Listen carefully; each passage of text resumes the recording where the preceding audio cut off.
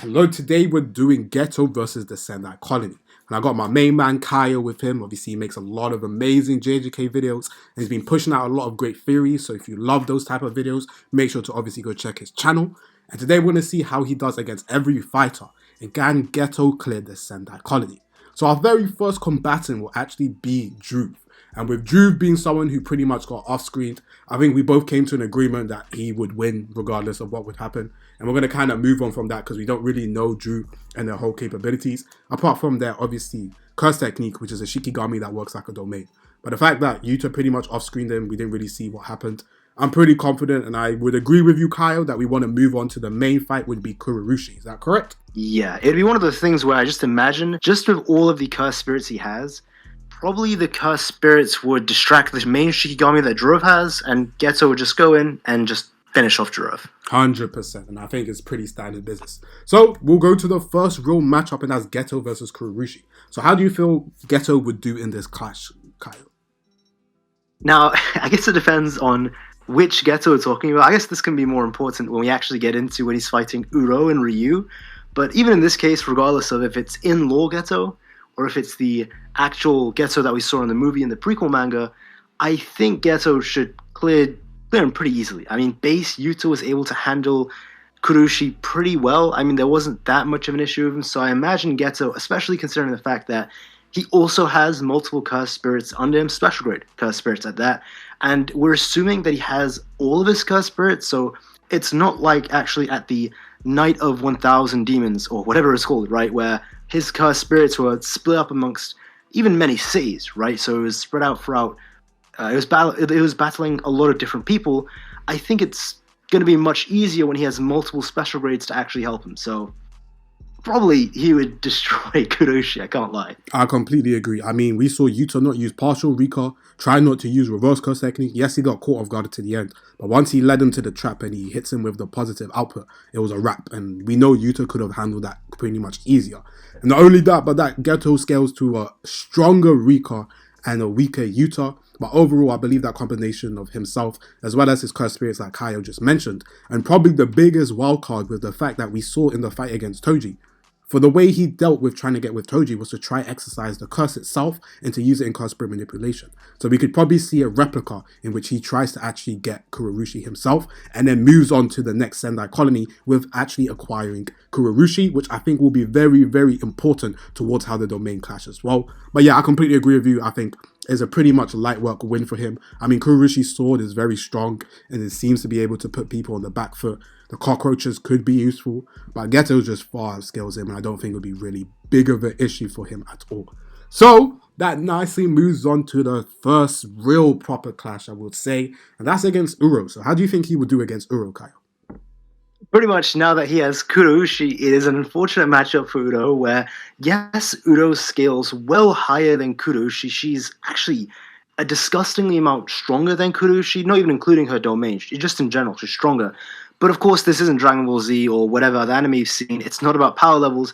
Matchups do matter and how abilities clash. And unfortunately for Uro, Kurourushi's just specific skill set just happens to counter her pretty badly. And this isn't even getting into the fact that Geto's own curse spirit manipulation also counters Uro's sky manipulation pretty badly. And a lot of people are confused, saying, why is this the case? Why is it that these specific characters that can summon a lot of things counter Uro? The reason is because for Uro to actually use sky manipulation, she can only use it in one direction, right? It's not like she can be, how do I describe this? Let's say omnidirectional. It's not like where Gojo's Infinity covers all of his bases. With Uro's Sky Manipulation, she can only use it for one direction at a time. So she can cover her side or her front. So that's why she's great against physical combatants. But against someone like Kurourushi, who can spawn thousands of cockroaches to swarm her, or let's say someone like Geto, who can spawn many curse spirits, especially special grade curse spirits, to surround her and pretty much bypass her ultimate defense, it is a pretty bad matchup, and I don't think it's going to go like it did in the fight with Yuta, where base Yuta got absolutely destroyed by Uro,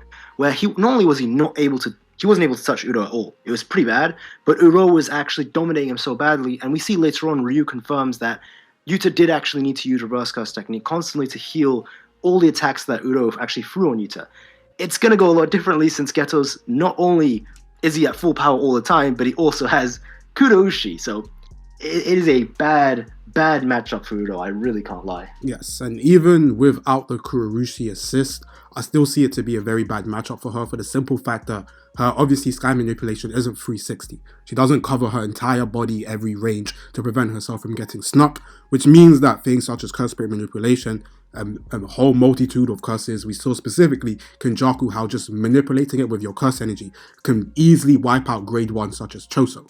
Now imagine that with a huger scale to the fact that it can now attack her from potentially behind as well. It just puts her in a very, very bad situation. And then you put that on top with Kurourushi, he just has way too much in his bag to deal with Uro, whose obviously sky manipulation is a very, very, very dangerous technique.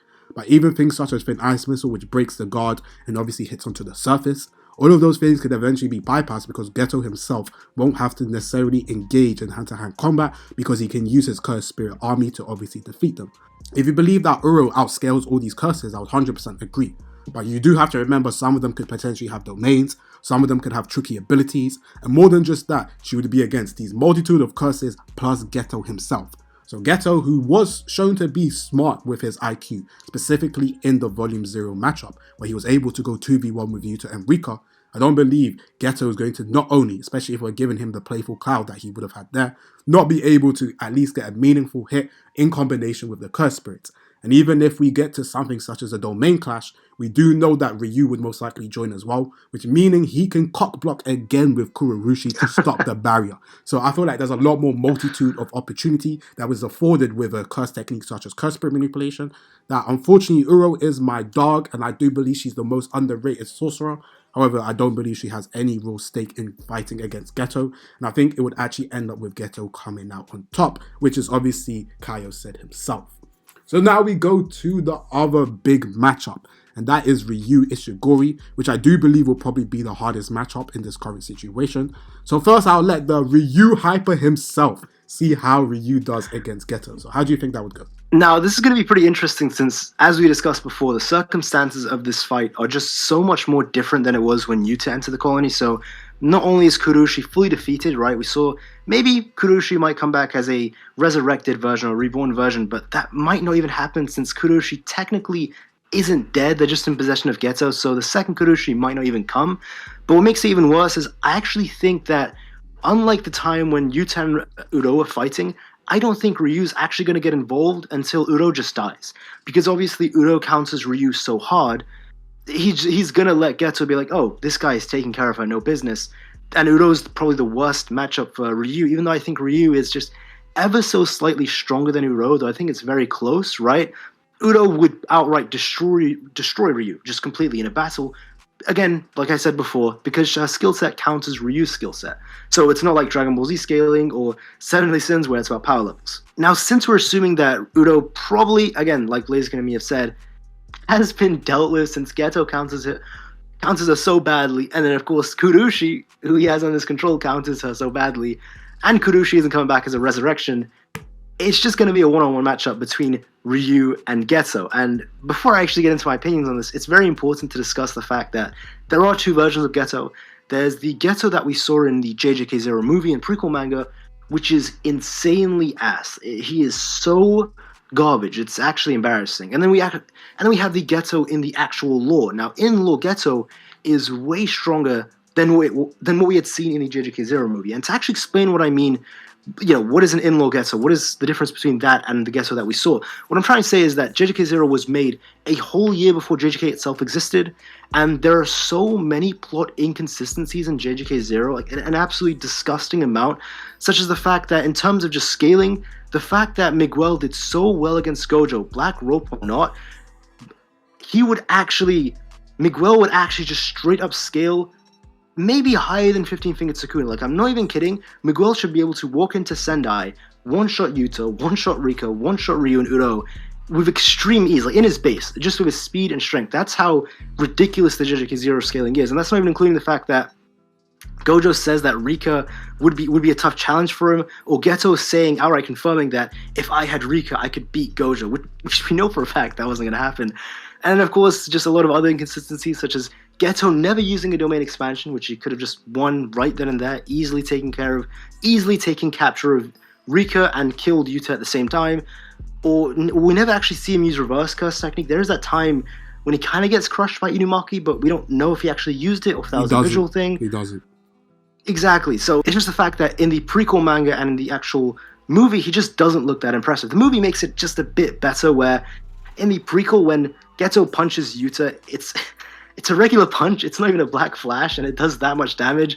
Where with Ryu, if Yuta tried that, especially this baby version of Yuta would have been sent flying back. Yuta would have been bleeding profusely and needed reverse curse technique to heal. So in lore, that's why I think he's way stronger, right? Just now that we actually have the main story, I think he has a domain expansion. I think he has reverse curse technique. I think his output is way better than what we've seen. And I think overall he's just far stronger, not even including the fact that he should have all of his curses. It's not going to be divided throughout all of the different battles and fighting all of Jujutsu High. As it's actually said in a data book that if Geto actually did have all of his curse spirits and he didn't divide them, he would have been Yuta. I think it was even said by Kenjaku again in the story. Yeah, so it's said twice by Gege, right?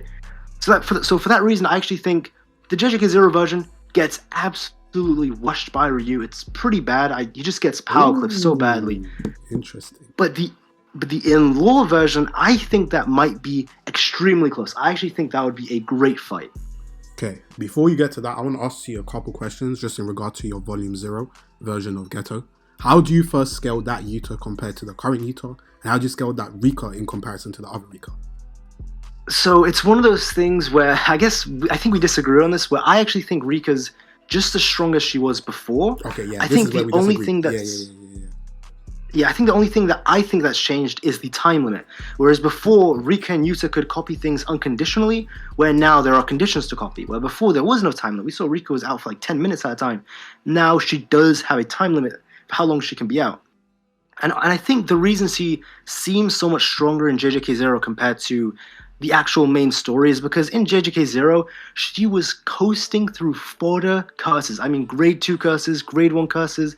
I don't even know if she fights an actual special grade. I think it was maybe one time. Like, I'm just saying special grade curses. She's just, when you see someone coast through fodder after fodder, and it's just going to make her seem way more powerful in the prequel story in the JJK Zero movie compared to in the main story where she hasn't really fought that many fodder. And she's actually fighting these ancient special grade sorcerers who are very powerful.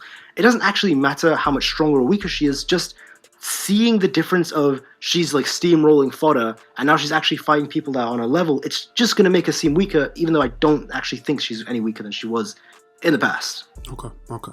So this is where we obviously disagree. Because I remember, like, it was stated a couple times that the Rika was growing exponentially due to how it was. And that was a big reason why Geto wanted to continue the fight as well, to make Rika stronger so that he could eventually kill Yuta and then take over Rika. So my headcanon in regard to the Rika was that it's a stronger version, while it still has the potential to become even stronger based on it being exponential. As well as then we have the moment, like you said, it can use conditional copying. It's there forever. It's not like limited to a 5-minute window. So my headcanon, of course, we don't have any evidence because you made a good example of the fact that it was against fodder. My headcanon is that Rika is a lot stronger than the current Rika. So this is why I end up scaling Geto a lot higher compared to you. So even though I agree that this Yuta is far stronger than the Volume 0 Yuta, I think it ends up being balanced out in regard to the fact that Geto was still able to 2v1 them for a good majority of the fight with the playful cloud, which we saw, for example, in the Sendai colony. We never really got a moment where Ryu was fighting both of them at the same time. Rather, he was excelling in individual moments against both of them. So to me, the versatility of Ryu, as well as the fact that he has playful cloud, so he can make up for being a hand-to-hand merchant with somebody such as Ryu, who is obviously a lot more powerful in terms of his blows, in combination with, his curse spirits. I believe it actually gives him a lot more of an edge against Ryu overall, even though I don't think any of those curses are going to be any big of an issue for him. But it's more so of giving, like, I guess, lanes of avenue for him to attack, while making sure he isn't, like, taken aback from Ryu. Because I think right now it's a battle of his versatility versus the power that Ryu has, and if that power is enough to put him down before. But because I think of just, even for example, if he uses a domain expansion, he can use a curse spirit that has a domain expansion, which would put Ryu, obviously his weakened blasts are going to be less strong, but it's still going to be at least somewhat comparable, which I don't know, for example, people like Uro, who wasn't killed by the blast, people like even Kurourushi wasn't killed by the blast, and even my man, I don't think actually Grenade Blast put anyone significantly down, after, of course, a couple of jumpings from things with Uro. So to me, even though the scaling, like you said, and the best version to probably use for Geto is the in-world lore, because the lore paints him to be far stronger than what he should be, or at least was portrayed in Volume 0. I do believe he has enough, personally, just in terms of versatility, to actually put down Ryu, and I do scale him a little higher because of my portrayal of Rika. So how do you feel towards that? I guess for me, it just boils down to the inconsistencies of JJK0, where Geto was, he was like a smooth criminal, right? He was doing so well against 2v1ing Rika and Yuta, but then, of course, Yuta was able to, with a single punch, just absolutely destroy Geto. Again, the movie makes it make more sense because it's a Black Flash in the movie, whereas in the prequel manga, which should be more canon, it's just a regular punch that does that. Mm-hmm. So there's a lot of inconsistencies there, and obviously we saw that a much stronger version of Yuta, I'm just meaning the base version. The base version is astronomically, leagues stronger than he was in JJK 0. 100%. He's actually commenting, Ryu is very fast. He's just very fast. And of course, when actually going hand to hand, he's saying, he's actually damaging me. And when Ryu actually hits him with a serious hit, Yuta is sent flying back. He's like, oh my goodness, this is so much damage. He's bleeding out of his mouth. He is crapping his pants. And from that point on, he doesn't actually try to fight him hand to hand. And we actually see further on when Ryu's actually fighting Rika, when they actually clash, it seems like in terms of durability, speed, strength, damage, defense, they just seem to be dead even. It seems like Ryu has a slight edge, but to be honest, it just seems very, very even, where they're trading similar level of attacks to each other. The speed and everything seems to be similar. We see off screen they're clashing multiple times pretty evenly, and we even see on screen they trade blows and do a equal amount of damage to each other. And we know that Rika scales way higher than Yuta in terms of physical stats. So obviously Ryu is just a beast in terms of the physical aspects, and of course, not even including the fact that he actually tanked a cleave and dismantle slash. And to be fair though, it was a regular level slash, so it wasn't a serious level. When Sukuna does a serious slash, we see Ryu does turn into a Filet-O-Fish, 3 slices from McDonald's for that savior menu, so it's pretty rough. But at the very least, tanking a cleave and dismantle, a casual level from 15-fingered Sukuna, that is quite impressive. I cannot lie, especially because there's a lot of people that think 15-fingered Sukuna and 20-fingered Sukuna are actually the same amount, like they're the same level of strength. It's just 20-fingered has a lot more strength.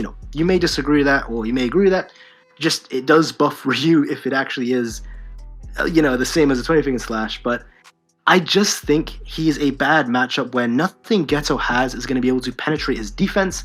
If a cleave and dismantle regular output slash is just deep cutting him, I don't think Geto has anything that can cut through, and especially when it comes to the domain expansion part, let's say Geto summons the smallpox deity or whatever curse he has, right? Whatever curse we're giving him. Where in JJK 0, we do actually see that he has the nine-tailed fox Tamiko. It's along those names where it's like the nine-tailed fox curse spirit, and he uses that when he's fighting Yuta. Whatever domain expansion this thing has, Ryu is just going to easily destroy it because he's a sorcerer compared to a special grade curse spirit. His domain is just going to be way more refined and it's going to be way stronger, and I think he would easily overpower it. Of course, it's different if Geto, and he should, in lore, have a domain expansion, even though, of course, the inconsistencies of JJK 0 would have actually seen him use a domain expansion, but I'll leave it as I think Ryu would actually win, but I do think it would be a very tough matchup, and that's only against the in-lore version of Geto. He should be way stronger than the actual Geto that we saw in the JJK 0 movie and prequel story. Yep, and I have a couple things I want to say. So my first thing is in regard to the domain expansion. I actually think the benefit comes from the fact that Geto himself does not have to engage in the domain, meaning Ryu would have to waste it, and he actually doesn't have to get caught in the domain himself. So that takes away something. For example, as we know in the Sendai colony, his output dropped from the simple fact that he assumed his blast would have killed Uru, however did not, due to the fact that he was affected by post-domain. So I think that will actually give Geto a lot more, leeway in regards to dealing with some of those attacks that could be potentially far more damaging. There's also one of the biggest defense for Geto in what he said to Gojo is the fact that Gojo was confident that Geto wouldn't kill them, and Geto kind of reaffirmed it himself that he wasn't going all out against Yuta, but the simple fact that he doesn't want to kill these Jutsu sorcerers, and because of this, it allowed, for example, people Maki, Panda and stuff in Maki to be saved, and that's why Gojo himself was so confident in Geto and sending Yuta and Denman, because he knew they wouldn't die from Geto himself, even if Geto was trying to do a completely different plan. And then the final thing, which I think can be in defense of, Yuta, is obviously his mindset towards that fight itself. He looks very bad, specifically in the base form, But one good thing that was given as a key like defense for him was he said before he brought out Rika that he was obviously fighting without them because he once wanted to protect the civilians. Two, realized he couldn't do that because of the collateral damage. And then once he did bring out Rika, he was mostly in control of the fight. But I still don't think any of these are anti-feats towards Ryu. And one good thing that you did bring up was obviously the cleave and dismantle. So I want to ask you a quick question before we kind of wrap up and see can he actually take down Ryu, because I'm still on Geto has. The Uzumaki that he used, for example, against the Luff Beam that was strengthened by a death binding vow. Would you suggest that that could be an attack that could be damaging towards Ryu, or would you disagree? Okay, I know this is going to sound crazy, but I think if Ryu can actually charge up a shot and they have this kind of this moment where they're both charging their shots and Geto charges a max Uzumaki, I actually think Ryu would win that clash. And the reason I say this is because it's more so about A, how strong do you think Geto actually is in lore compared to the JJK Zero movie, and B, how much stronger do you think Yuta is compared to how much stronger he was before. I think it's one of those things where the beam that Yuta made in the final clash is way stronger, is really strong compared to how strong it normally is because this is a Yuta who's had now a year to train, or at least many months, and he's way stronger in base. Because of this, the actual build-up that he's going to make is going to be way faster and way stronger, and then of course Rika's also stacking it before. Whereas in the JJK Zero movie, let's be honest, the entire Love Beam was getting hard carried by Rika to the point where he needed to make a binding vow so that Rika would make the Love Beam stronger. I actually think that if Sendai Yuta fought Geto, in lore or not, he would wash him. I actually think he would probably low to mid diff him. It would be pretty bad. And that makes sense since this baby, inexperienced and very weak version of Yuta that barely had any copied tools or abilities did actually beat a Geto. Granted, this Geto was enough because he didn't have all his curses. It's just for this reason, I do believe that Ryu, I do actually think he would be able to beat Geto even with the max Uzumaki, because I think that Yuta's beam from Sendai is just that powerful. I think Yuta has just gotten that much stronger, which does upscale Ryu as well. Say no more. And that will kind of wrap up on our thoughts. So I believe Geto still defeats Ryu, and I believe he just has, because of his versatility and arsenal, he will be able to overpower him. However, Kaio makes a lot of good points in regard to his durability, his AP, as well as the fact that Volume 0 is just very inconsistent. That really and truly, whichever perspective you have, I don't think is anything wrong, as Geto is unfortunately just hampered by the plot, if we keep it real. So, to kind of wrap up, we have Geto defeating everybody, as we both unanimously agree. However, where me and Kaio begin to have our different opinions is he believes Ryu will be able to beat Geto, and I think Geto would be able to defeat Ryu. And if I believe that they fought like 100 times, I believe Geto wins 60-40. However, how do you think that matchup would go for you, Kaio? I think this is very tough, because we're scaling an in-law version of Geto that's pretty headcanony. We all scale him very differently. It's not concrete. It just goes down to how strong the person watching, the viewer, how strong you think Geto actually is. If you think he's way more powerful than I think, which is fair, there's no proving if he is or isn't, then he would beat Ryu, I think, more times out. I would agree with what you said, actually. I think it'd be something along the lines of maybe even 70 out of 100 Geto wins, but just considering... But that's if we're scaling him to the current Yuta or to Yuki, which, again, doesn't make sense since he got destroyed. A very weak and inexperienced version of Yuta, so considering where I place Geto in lore, I actually think it goes the opposite, where I think Ryu would win maybe 75 times out of 100, just because of where I place this Geto, which it is headcanon where you actually place him. 100%. And that will kind of wrap up today on Geto versus the Sendai Colony. Do you agree with me or do you agree with Kaio? Let us know your thoughts down below. And obviously go make sure to check out Kaio. He does a lot of fantastic videos. And I appreciate you coming on today to join me for this video. So, thanks for inviting me. Come on.